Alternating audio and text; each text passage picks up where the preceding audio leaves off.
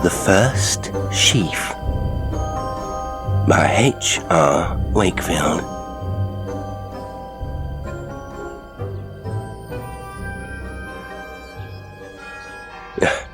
If only they realized what they were doing, laughed old Porteous, leaning over the side of the car.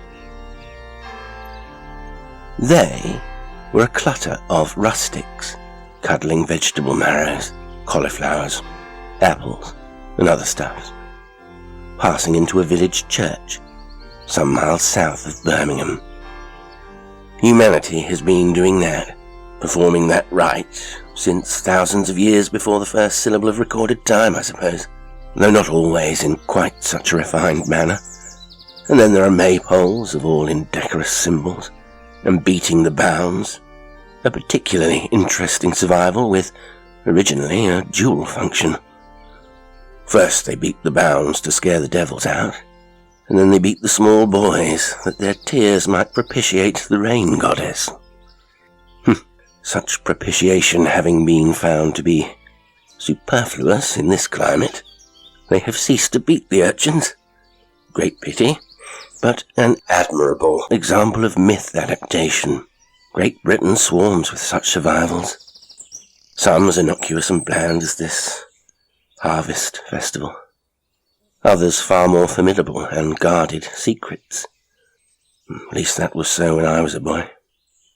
Did I ever tell you how I lost my arm? No, I replied, yawning. Go ahead, but I hope the tale has entertainment value, for I'm feeling deliciously sleepy.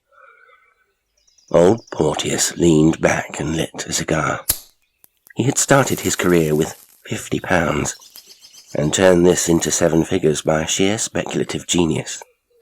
He seemed to touch nothing which did not appreciate. He is fat, shrewd, cynical, and very charitable in an individual, far-sighted way. A copious, but discriminating eater and drinker, to all appearances just a superb epitome of a type. But he has a less mundane side, which is highly developed, being a devoted amateur of music with a trained and individual taste. And he owns the finest collection of keyboard instruments in Europe. The only one of his many possessions I very greatly envy him. Music indeed was the cause of our being together that Sunday morning in August, for I make my living out of attempting to criticize it, and we were driving to Manchester for a hearty Sibelius concert. When I was a boy of 13, he began, my father accepted the living of Reedley End in Essex. There was little competition for the curé, as the place had a notable reputation for toughness in the diocese, and the stipend was £250 a year, and a house which in size and amenities somewhat resembled a contemporary poorhouse. However, the prospect appealed to my dear old dad's zeal, for he was an evangelist by label and temperament. Reedley End was in one of those remote corners of the country which are backwaterish to this day, and was then almost as cut off from the world as a village in Tibet. It sprawled along the lower slopes of a short, narrow valley, was 15 miles from a railway station, and its only avenue to anywhere was a glorified cart track. It was peopled by a strange tribe, aloof, dour, bitter, and revealing copious signs of intensive interbreeding. They greeted my father's arrival with contemptuous nonchalance, spurned his ministrations, and soon enough broke his spirit. I can do nothing with them, he groaned, half to himself and half to me. They seem to worship other gods than mine. There was a very real justification for their bitterness. Reedley End was perhaps the most arid spot in Britain. Drought, save in very good years, was endemic in that part of Essex, and I believe a bad spring and dry summer still causes great inconvenience and some hardship to this day. There had been 3 successive drought years before our arrival, with crop failures, heavy mortality amongst the beasts, and actual thirst the result. The distress was great and growing, and a mood of venomous despair had come with it. there was no one to help them. The day of governmental paternalism had not yet dawned, and my father's predecessors' prayers for rain had been a singularly ineffectual substitute. They were off the map, and left to stew in their own juice, or rather perish from the lack of it. Men, in such a pass, if they cannot look forward for succour, many times look back. In February they went forth to sow again, and my father told me they seemed to him in a sinister and enigmatic mood. I may say my mother had died 5 years before. I was an only child, and through being my father's confidant, was old and wise for my age. Their habitual aloofness had become impenetrable, and all, even the children, seemed imbued with some communal purpose, sharers of some communal secret. One morning my father went to visit an ancient, bedridden crone, who snubbed him with less consistent ruthlessness than the rest of his fearsome flock. To his astonishment, he found the village entirely deserted. When he entered the ancient's cottage, she abruptly told him to be gone. "It is no day for you to be abroad, parson," she said peremptorily. "Go home and stay indoors." In his bewilderment, my father attempted to solve the humiliating mystery, and decided to visit one of the 3 small farmers who strove desperately to scrape a living for themselves and their hinds from the parched acres, and who had treated him with rough courtesy. His farmhouse was some 2 miles away, and my father set out to walk there. But on reaching the outskirts of the village, he found his way barred by 3 men, placed like sentries along the track. They waved him back without a word, and when he made some show of passing them, grew so threatening, and their gestures were so unmistakable, that my father cut short his protests and came miserably home again. That night I couldn't sleep. My father's disturbed mood had communicated itself to me. Sometime in the course of it, I went to my window and leaned out. A bitter northerly wind was blowing, and suddenly down it came a horrid thin cry of agony that seemed to have been carried from afar. It came once again, diminished and cut short. I crept, shivering and badly scared, back to bed. If my father had heard it, he made no reference to it next morning, when the village seemed itself again, and though the children were brooding and subdued, their elders were almost in good spirits, ruthlessly jocund, like homing lynchers. I made that comparison, of course, long afterwards, but I know it to be psychologically true. My father had made valiant and pathetic attempts to get hold of the village youth and managed to coax together a meagre attendance at a Sunday school. On the next Sunday, one of the dozen was missing. This was a girl of about my own age, the only child of a farm labourer and his wife. He was a foreigner, a native of Sussex, and a sparklingly handsome fellow of the pure Saxon type. His wife had some claims to be a beauty too, and was much fairer than the average of those parts. The result was an oddly lovely child, as fair and rosy as her father. She shone out in the village like a golden aureole in a crew of crows. She aroused my keenest curiosity, the bud of love, I suppose, and I spent much of my time spying on her from a shy distance. When she failed to turn up that Sunday, my father went round to her parents' cottage. They were both at home. The man was pacing up and down the kitchen, his face revealing fury and grief. The mother was sitting in front of the fire, wearing an expression my father found it hard to analyze. It reminded him of the appearance often shown by religious maniacs in their less boisterous moments. Ecstatic, exalted, yet essentially unbalanced. When he asked after the little girl, the father clenched his fists and swore fiercely. The woman, without turning her head, muttered, "She'll be coming to school no more." This ultimatum was naturally not good enough for my father, who was disagreeably affected by the scene. He asked where she was. She'd been sent away. "Where to?" he asked. But at this she became a raging virago, and ordered my father to go and mind his own business. He turned to the man, who seemed on the verge of an outburst, but she muttered something my father couldn't catch, and he ran from the room. Late that night, my dad heard a tap on his study window. It was the father. "Sir," he said, "I'm away. There are devils here." "Your little girl?" asked my father, horrified. "They've taken her," he replied hoarsely.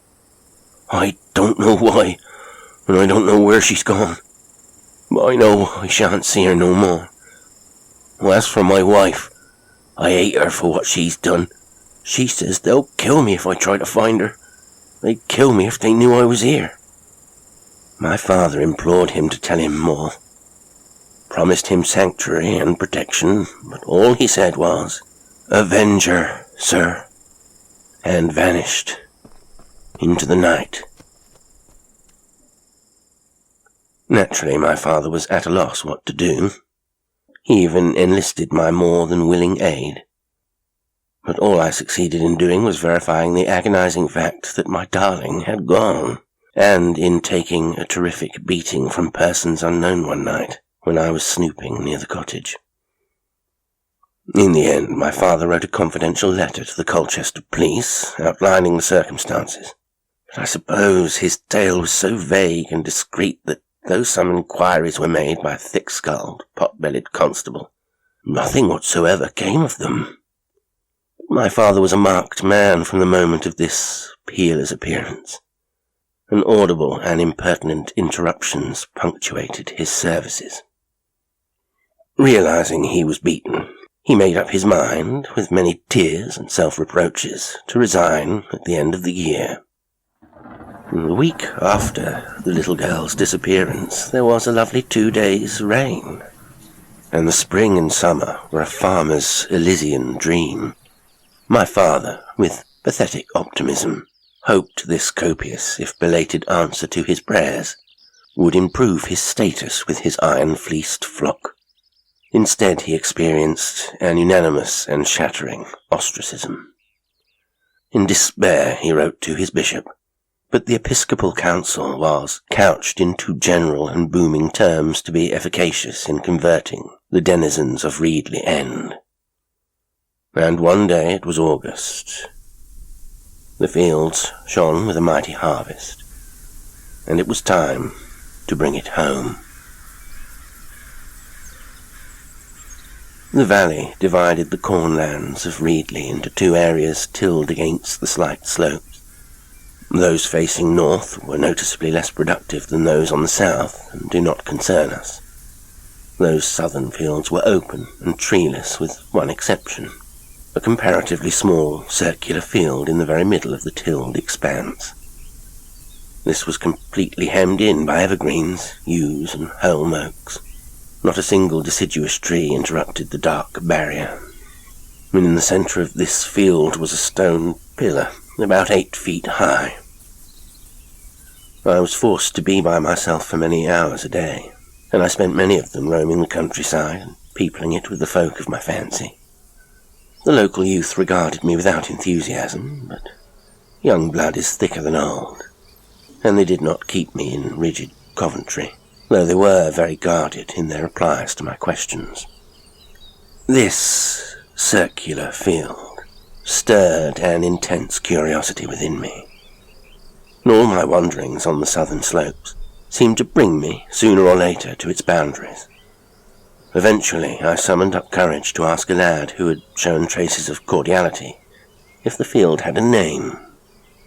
For some reason, I was sure it had. He looked at me oddly, nervously and angrily, and replied, "It's the good field, and naught to do with you." After the little girl's disappearance, I was convinced, vaguely but certainly, that this field was concerned with it. Intuition, I suppose. Now that, I interrupted, is a word that baffles me, and the dictionary seems to know no more than I do. In a way, I agree, laughed old Porteous. I could answer you negatively and quite accurately by saying that it is a mode of apprehension unknown to women, but I believe an intuitive judgment to be a syllogism of which the premises are in the unconscious, the conclusion in the conscious, though retrospective meditation can sometimes resolve it into a normal thought process. I have often done so in the case of big deals. It is the speed of the intuitive process which is so valuable. And now I hope you're a wiser man. Anyway, I conceived a fascinated horror of the field. A shivering curiosity concerning it I longed to satisfy. One evening, early in March, I determined to do what I had never dared before. Walk out into the field and examine the stone pillar. It was almost dusk, and not a soul in sight. When I'd surmounted a small but deep ditch, broken through between two yews, and stood out in that strange place under a hurrying, unstable sky, I felt a sense of extreme isolation. Not, I think, the isolation of being alone in a deserted place, but such as one would experience if alone and horribly conspicuous amongst a hostile crowd. However, I fought down my fears and strode forward. When I reached the pillar, I found it was square and surrounded by a small, cleared expanse of neatly tiled stone. This stone was thickly stained with what appeared to be red rust. The pillar itself was heavily pitted and indented about a third from its top, with such regularity as suggested an almost obliterated inscription of some kind. I clasped the pillar with my arms, tucked my legs round it, and heaved myself up till I could touch its top. This I found to be hollowed out into a cup. I stretched up farther and pushed my fingers down. The next moment I was lying on my back and wringing my fingers, for if I had dipped my hand into molten lead I couldn't have known a sharper scald. This emptied my little bag of courage, and with 0 at the bone I got up and ran for it. As I stumbled forward I took one look over my shoulder, and it seemed to me there was a dark figure standing by the pillar and reaching high above its top. And all the time I gasped homewards. I felt I had a follower. And the pursuit was not called off till I flung myself through the rectory door. "What's the matter?" asked my father. "You shouldn't run like that, and you've cut your hand. Go and bathe it." They started to reap in the second week of August, and I found the process of great interest, for it was the first harvest I had seen. I hovered about the outskirts of the activity, fearing my reception if I ventured nearer. I found they were working in towards the round field from all points of the compass, and, young and inexperienced as I was, it seemed to me the people were in a strange mood, or rather mood cycle, for at times there would be outbursts of wild singing, with horseplay and gesticulation, and at others they would be even more morose and silent than had been their sombre wont. And day after day they drew nearer the round field. They reached it from all sides almost simultaneously by about noon on a superbly fine day, and then, to my astonishment, they all stopped work and went home. That was on a Tuesday, and they did nothing the next day in the fields, though they were anything but idle. There was incessant activity in the village of a sort which perplexed my father greatly. It struck him that something of great importance was being prepared. The hive was seething. Needless to say, no knowledge of it was vouchsafed to him. He discovered by humiliating experience that a meeting of the older men was held in what was known as Field, for the sentries posted round all the approaches to it brusquely and menacingly refused him entrance. Now, whether it was our old friend, intuition, or not, I was convinced these plans and consultations concerned the round field, and that something was due to be done there on the morrow. So I crept out of the house an hour before dawn, leaving a note on the hall table telling my father not to worry. I took with me 3 slices of bread and butter and a bottle of water. I made my way to the round field by a devious route so as to avoid passing through the village, creeping along the hedgerows and keeping a sharp lookout with eye and ear. I have said that a ditch encircled the field, and in it I crouched down between 2 yews, well away from the gates. By creeping into the space where their branches touched, I believed I could spy out undetected. Dawn broke fine, but very heavy and close, and there were red strata of clouds to the east as the sun climbed through them. To my surprise, no one appeared at 6, their usual hour for starting work, nor at 7, 8, or 9, when I ate half my bread and butter and sipped the bottle. By 10 o'clock, I had made up my mind that nothing would happen, and I'd better go home, when I heard voices in the field behind me, and knew it was too late to retreat if I'd wanted to. I could see nothing ahead of me save the high, white wheat. Presently I heard more voices, and 2 men with sickles came cutting their way past me, and soon I could see an arc of a ring of them slashing towards the centre. When they had advanced some 50 yards, I had a better view to right and left, and a very strange sight I beheld. The villagers, mostly old people and children, were streaming through the gates. All were clad in black, with wreaths of corn around their necks. They formed in line behind the reapers, and moved slowly forward. They made no sound. I heard not a single child's cry, but stared in a rapt way straight before them. Slowly and steadily the reapers cut their way forward. By this time the sun had disappeared, and a dense cloud bank was spreading from the east. By 4 o'clock the reapers had met in the centre round the last small patch of wheat, by the stone pillar. And there they stopped, laid down their sickles, and took their stand in front of the people. For perhaps 5 minutes they all stayed motionless, with bowed heads, and then they lifted their faces to the sky and began to chant.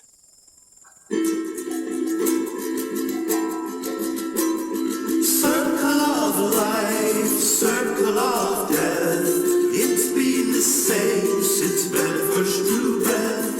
Since the first seed, since the first leaf, since the first man came to reap the first sheaf.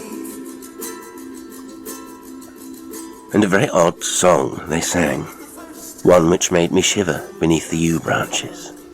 It was mainly in the minor mode, but at perfectly regular intervals it transposed into the major, in a tremendous but perfectly controlled cry of exultation and ecstasy.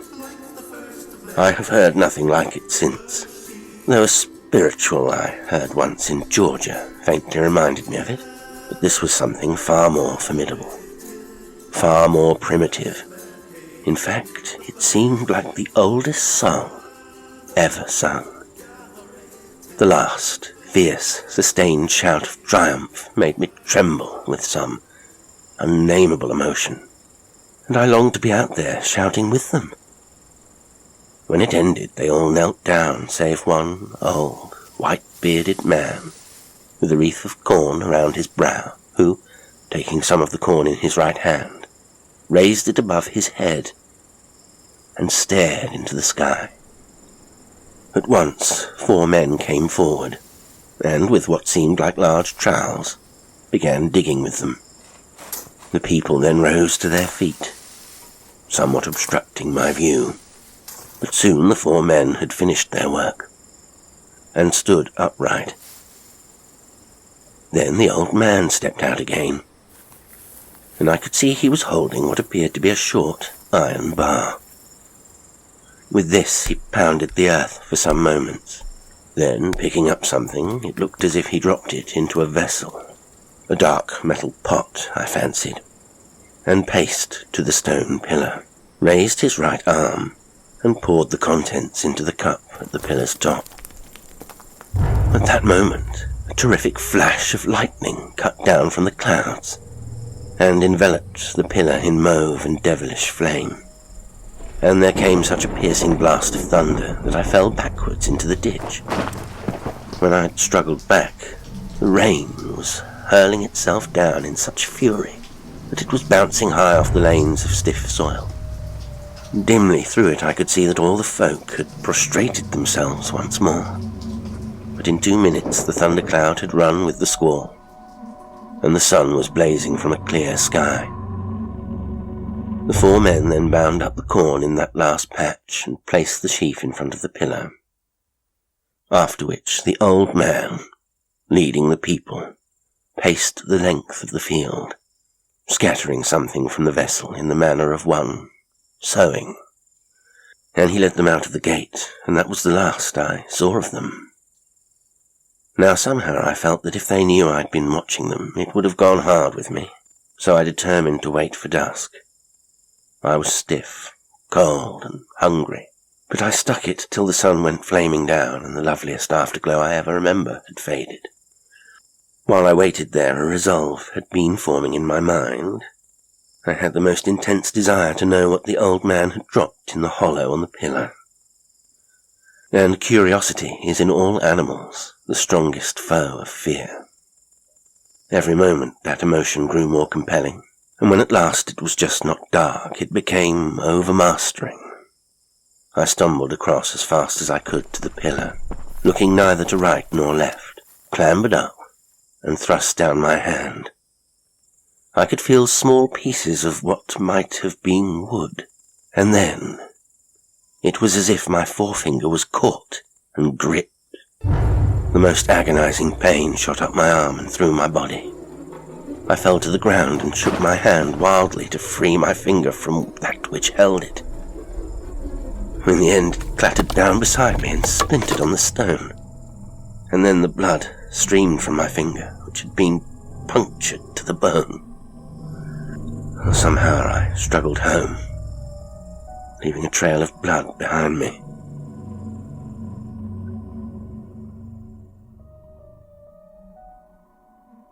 The next day, my arm was swollen up like a black bladder. The morning after, it was amputated at the shoulder. The surgeon who operated on me came up to my father in the hospital and held something out to him. "I found this embedded in your son's finger," he said. "What is it?"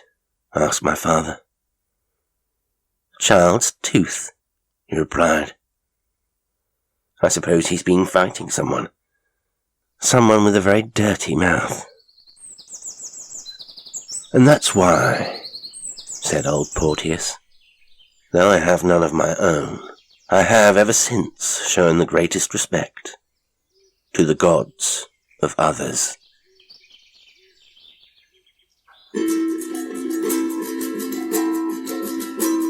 Circle of life, circle of death, it's been the same since men first drew breath.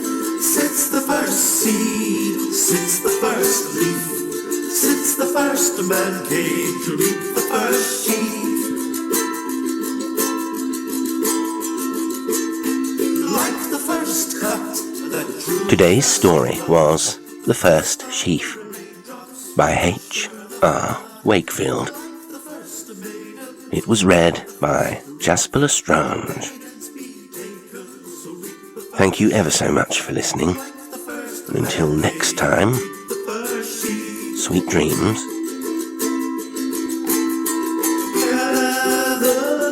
Gather it in, like the first man came to reap the first sheaf. Gather Bell K3.